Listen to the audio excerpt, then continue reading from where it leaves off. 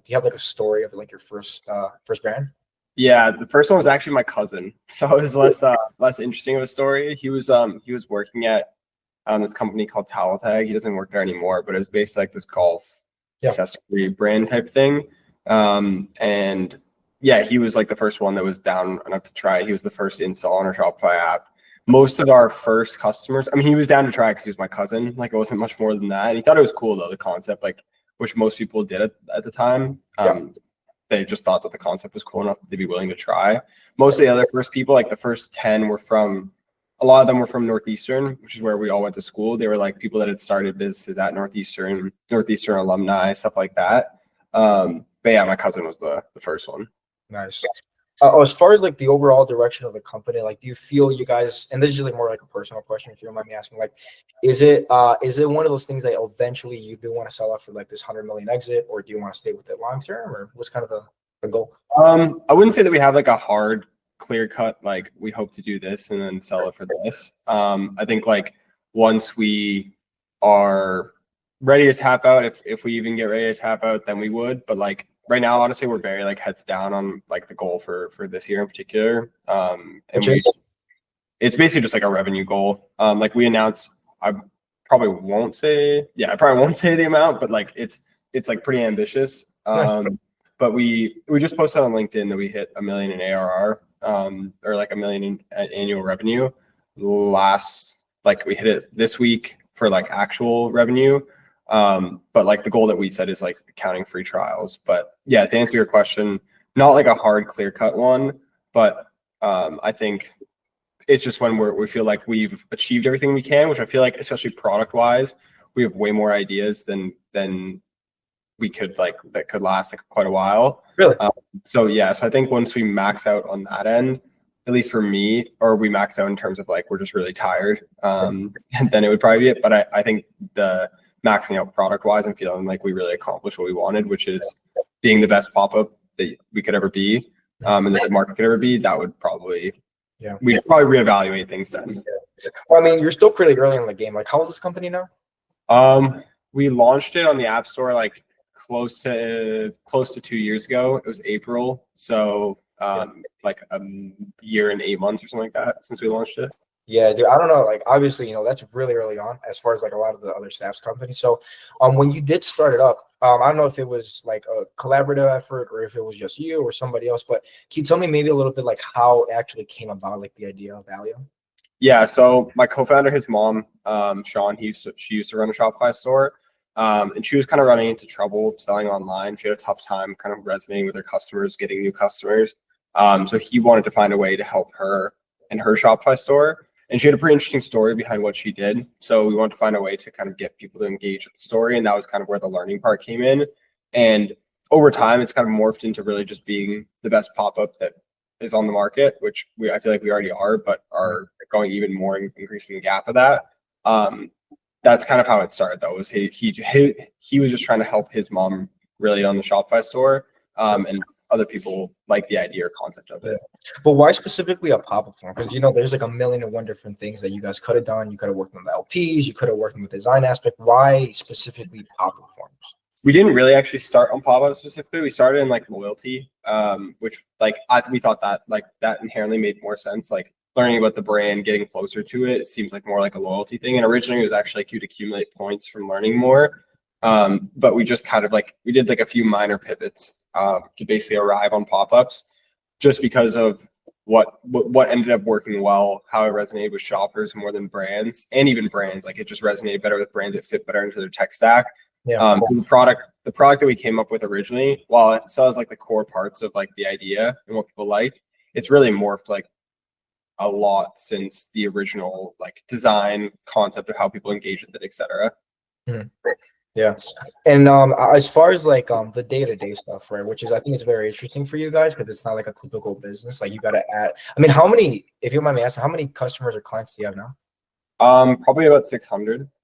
Yeah, that's a big number. As far as like managing the day-to-day operation, dude, that must be, I'm guessing, tough. Maybe it comes easy to you, but like how is the day-to-day operations? Do you think it's easy? Do you think it's hard? It's definitely hard, I would say. Like I wouldn't call it like an easy thing. I would definitely wouldn't call it the hardest thing in the world by any means, like the hardest thing I've ever done. like the day-to-day specifics part of it, but like the mental strain of like running a startup, that's very hard. I find like, which I guess is kind of baked into what you were saying, but like the actual workload, it's definitely bad, but like I feel like in general I've been able to handle that pretty well, so I don't find like that part of it hard. It's just more that there's like a lot of people relying on you, like now we have employees, etc., so like they're also relying on you. That part what does that really consist of though? Because like the day-to-day, that's really broad. So like for you, like what does that consist of, like actually doing activities for the business? Yeah, so I handle like everything from customer support, success, onboarding, and then some ops stuff. So, and then, but honestly, like I have my hand in like pretty much everything, and like my co-founders would agree. Like usually, anybody is ever doing anything, they usually have to like go ask me first for the most part. Not that they don't have autonomy; they can do whatever they want, but usually, like to get a second opinion on stuff, like I'm the person because I usually have a lot of like of the product vision and stuff like that. So new features, it's usually a lot of stuff that I come up with. I don't build it, obviously that's our CTO, but the product roadmap. And then Sean handles most of like the marketing and sales, but a lot of it is also like me giving a second opinion on that. But like 75% of my day is like as like CPO, like chief product officer, and then as like customer success, handling that, customer support and onboarding clients. Like especially onboarding is probably like most amount of the day. So like we do a lot of white glove service. So getting people started, taking calls with them, getting them live, that whole thing. But you could divide like 75% or 80% of my day between those three, like support, success, and onboarding. Those main three. I'm guessing you're the guy whenever there's like a fire, they go like, "Hey, Cory, what do we do?" Yeah, for the most part. I mean, most of the time I'm the first person to see the fire. So they don't really, yeah. So, but because usually like people are complaining if there's something wrong, people are complaining to me first. So I'm like usually the point of contact for that. Yeah. And like, talking about, as far as like challenges and whatnot, at this stage in the company, it's funny enough, you're 2 years in, but you're already, hit the million mark and you want to go further than that.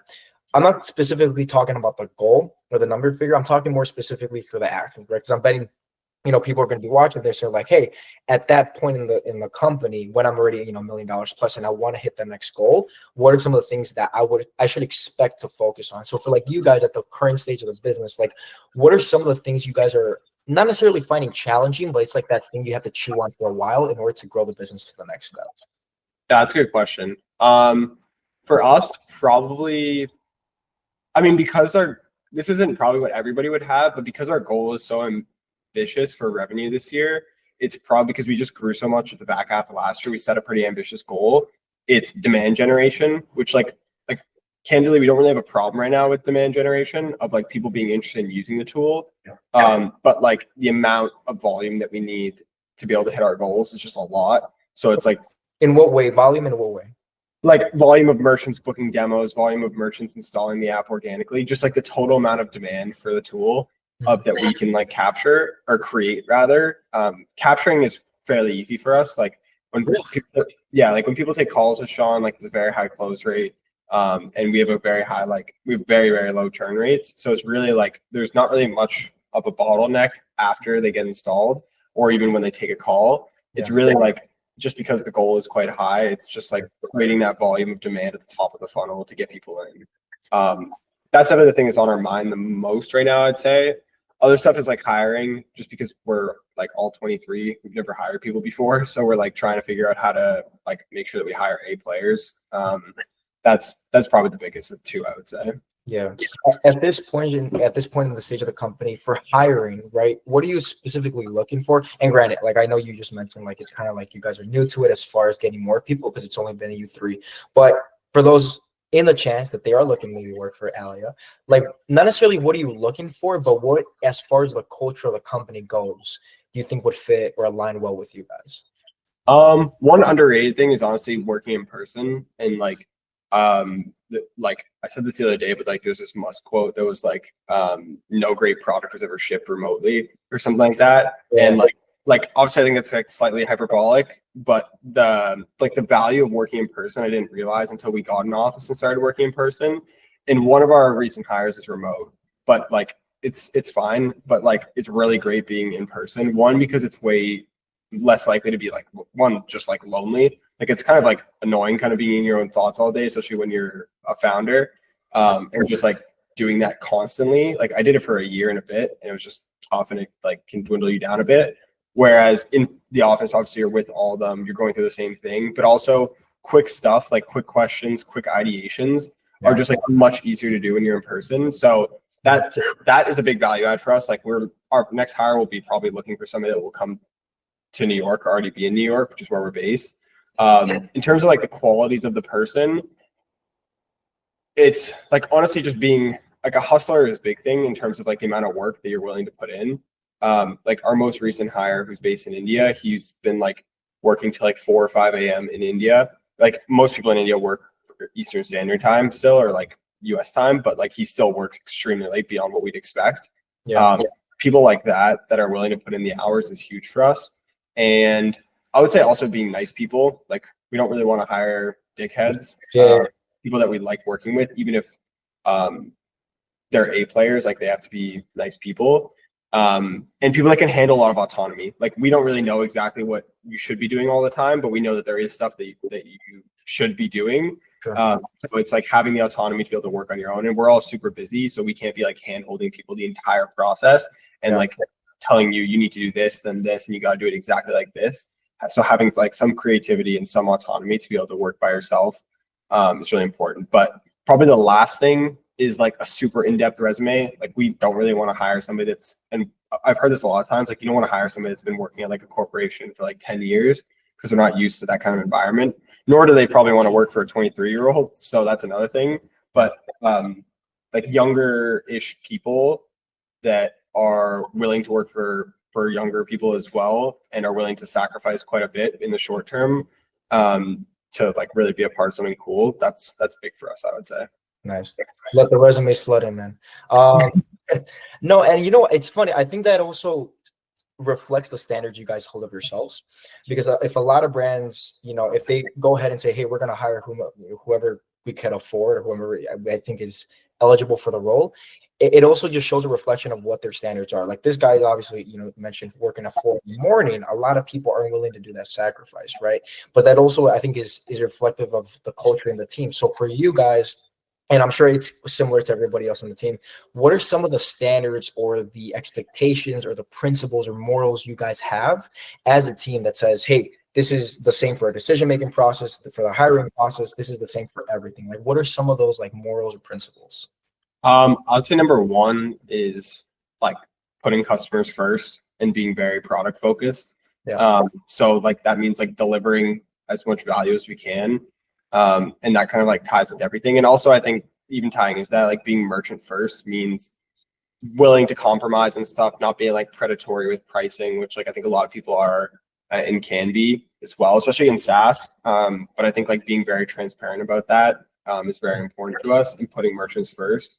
Being very relentless on customer support. Like we try to be super on the ball, even with like 600 merchants, with like every person, and give a lot of personalized support, which I hope you believe as well in the cases where we have helped out. So that's huge for us. Like having them win is, like, I view customer support as a marketing function, in that the more that we deliver on that, the more people are happy and the more they talk about you, and like word of mouth is our biggest channel. So having great customer support is huge for us. In terms of like other values, I would say like being biased towards action is big. I think a lot of people, especially at later stage companies, just kind of talk a lot rather than actually putting stuff forward. Whether that be like shipping product a bit faster than what you would like because it's not perfect yet, but letting people try it and see, going and actually building stuff, like putting in a lot of time to be able to put stuff forward rather than talking, deliberating, discussing. And that's where like the autonomy comes back to it. Like people that are just biased towards action rather than deliberating a lot and communicating. I think it's probably one of the most important things for a startup. Yeah, and do you think at this point of the business, that's one of the things you guys are trying to like focus on, just taking something from an idea and pushing it to the reality, or are you guys more like operations focused? I think we've always been like that, to be honest. I think we're doubling down on it maybe a bit more, because like some people's personalities are more that they like want to talk about stuff and talk through it. I think we're pushing more towards even more autonomy for each one of us, because it's just worked well, and it frees up more time. Like so much time is sucked away from just like having meetings and discussing stuff, that but I think it's always been kind of baked into like our culture, is that like you just go and do stuff and build stuff rather than deliberate and think over. Yeah. I want to take it back just a few steps, right? And I know we kind of breezed through it, but when you started the company, for other people that are specifically in SaaS and they want to start these companies, I don't want to necessarily ask what made you start it, like what inspired you, because I think that's different for everybody. But when you guys were in the thick of it, for developing the product and marketing it, then scaling it, when you guys first started, maybe that 6 month to 12 month mark, what was that thing that kept pushing you guys and say, hey, this has to happen? I'm gonna, keep going no matter what. Like, what was that one or two things? Probably, at least for me, I think my co-founders would give different answers. I think like we're all pretty different, but I think for me, like, well, one, at the beginning, I was still in school. So it was like, if I fail, it's really not that big a deal because I fail and like I'm still in school and I could probably get a job. So I think there is just like, I might as well go as hard as I can because there's a safety net. After that, which I think is like great, like every college student to try starting something in college as well, because there is that safety net and it makes you more willing to take risks and try stuff. Later on, I basically gave myself a bargain that said like, by this date, if we don't hit this revenue, I'm gonna have to go look for another job, because I'm also on a visa, like a student visa, Really? Post visas, because I'm from Canada. So like because of that, I need an actual job, which like this is now an actual job, which is fine, but like you can't really be a tiny company and like sponsor or support that, or it's just kind of sketchy. So I basically said like, if we get to this number, then I will go full time on it. Because there was like a 6 month window where I graduated, but it wasn't really the end of school, so I was fine. And that was basically what kept me motivated. I like really wanted to do this. I was enjoying it. And I want to get to this benchmark so that I'm confident enough that we can keep going full time, and we like blew that out of the water. Yeah. But I think my co-founders would give pretty different answers. But that was at least for me up until like September. That was like the benchmark that we had. Yeah. So like 4 months ago. Got it. And generally speaking, like I'm sure you guys have some similarities as far as the vision for the company. I know you mentioned being the best platform, in the entire market, but outside of that, generally speaking, broadly speaking, comparing yourself to other industries, like what do you guys want to not only be known for, but what do you want the company to achieve in, let's just say, 5 years from now, man, like 10 years from now? Or have you thought about it? I honestly haven't. Like, I think we only have one objective right now, which is like becoming the best pop-up. Yeah. We haven't really given much thought to beyond that. Like, we've toyed with other ideas before, but nothing that we've actually like. It's literally just been like talks at dinner that'd be like, oh, maybe one day we do this, or maybe one day we try this, but like nothing that we're like, all right, once we hit this benchmark where we feel like we're the best, we're gonna move to this. Because like maybe when we do hit that mark, that we do like take a step back or something else. So yeah, I don't really have. I think we all want to go and build another company afterwards at some point in like maybe another space, maybe a similar space, but that's also still like up in the air. Like I feel like we're just very heads down on the goal I said. Well, I mean, don't you guys feel like at least, I mean, this is not biased because obviously, we work with the brands that work with you guys. So, by the way, if everybody watching, what he says about the customer support, he is 100% truthful in that. I think I think it was less than a week ago. I think it was you that I emailed. I'm like, hey man, this certain client, we need to set up their SMS. Same day, within like probably even less than 5 hours, he got it done. So I was like, that's water. But yeah. So as far as like you guys and the culture go, when you're designing the product and making it better, I personally think, non-biasedly, you guys have the best pop form. I know there's other brands out there, and I know of them, but non-biasedly, I think you guys have the best product. To you, what do you define as the best top form product out there compared to the competition? Yeah, I think one is getting the best stats. So like best opt-in rates, best things that you want to optimize for. That's one of them, which I already feel that we're at like most of the time. Definitely more than other tools, but it requires also like some intervention. And we have like a lot of things that we know on the back end to help optimize. So it's about empowering merchants to be able to achieve those same rates without me or somebody else helping them out or like helping test for them. So that's one thing. It's like empowering merchants through things that we're actively building right now to be able to go and do that themselves and always achieve the best rates for their brand. Yeah. That's one. Second is usability, which I feel like is probably one of the areas that we're more lacking in and that we want to work on. So like having it so that you can go in and make changes super easily. Those are the two biggest ones. Other stuff that's notable, I mean, having the best customer support, which I feel like we definitely have as well, specifically for pop-ups, that's a big one. And so keeping that, and trying to think what else is super relevant. Those are probably the biggest three. Like if it's easy to use, you're always going to get the best rates for your brand, and the support's always there.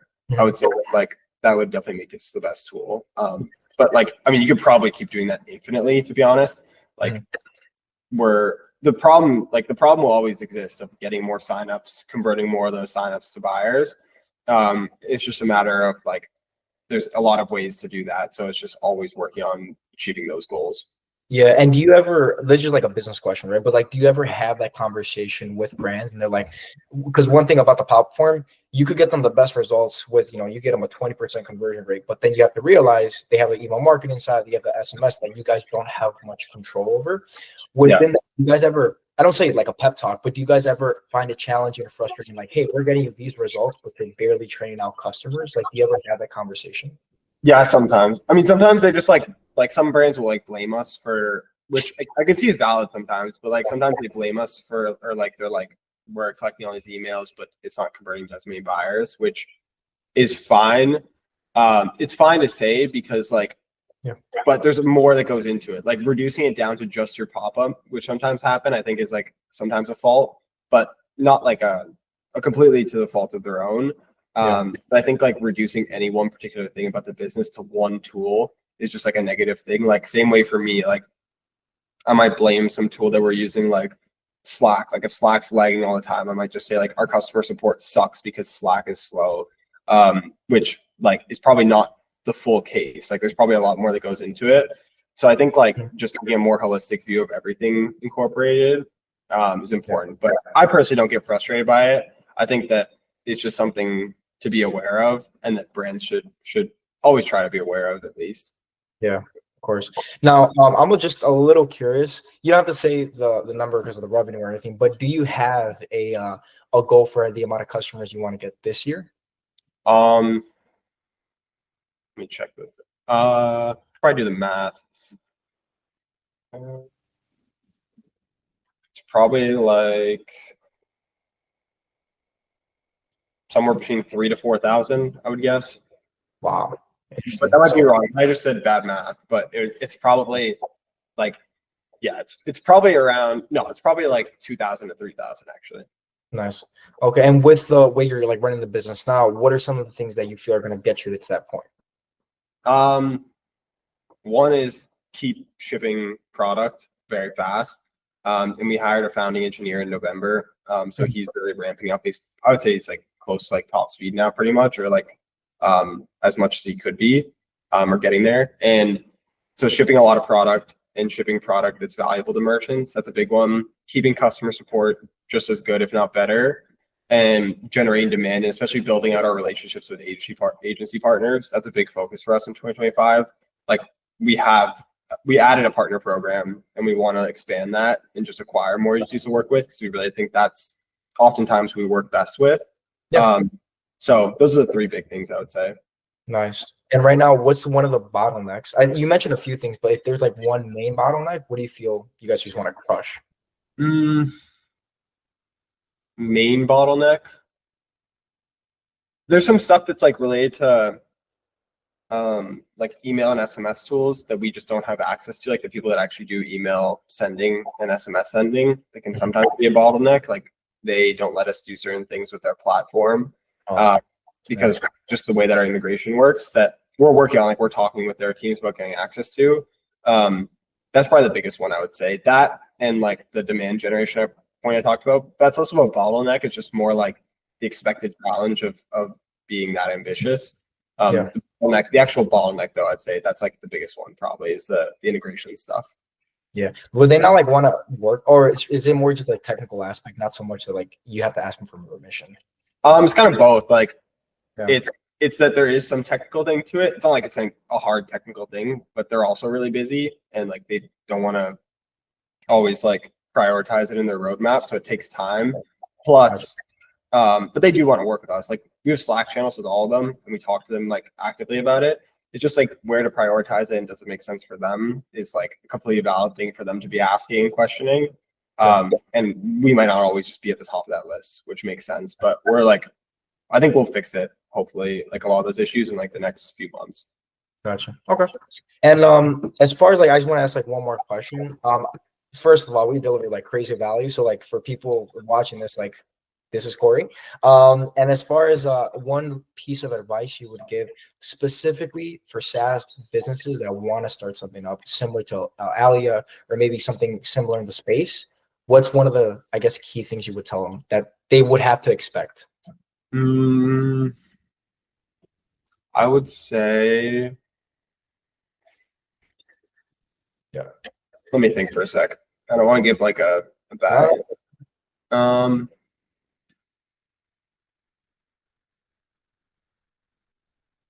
I mean, I'll give two. Like one would be find a co-founder that you want to work with. That's probably the biggest one. Like it's like I said, it can get pretty lonely sometimes. And it's also like you need somebody that to keep you motivated one way or another, whether you're already a motivated person or not. It's good to find somebody that not thinks like you, but thinks like you in terms of like your ambitions for it, and make sure that you're aligned with those ambitions. It's probably the biggest value add that you'll get in the early days. And hopefully they're technical or somebody's technical in your founding team. If you're doing software, like it's a must, in my view, it's a must have. You basically like, it's like trying to climb a mountain with no gear. Like it just makes it so much harder. Like you could do it, it's just very difficult. And second one will be hopefully that you start the idea by solving some problem, and rather than coming up with an idea and trying to back it into a problem, which I think is what we kind of did. It just makes it a bit more difficult at the start, and you have to have like the consciousness to be willing to pivot, which not everybody has, I think, because if you start with the solution, a lot of times you're going to end up having to pivot, and it's not an easy thing to do, especially if you aren't technical. So they kind of go hand in hand, but so start with something that's a problem that you kind of care about a little bit, at least, hopefully a lot, but at least a little bit, and then a good founding team. There we go. Thank you so much, Cory. It was a pleasure having you on. Thanks so much. Yeah, of course. All right.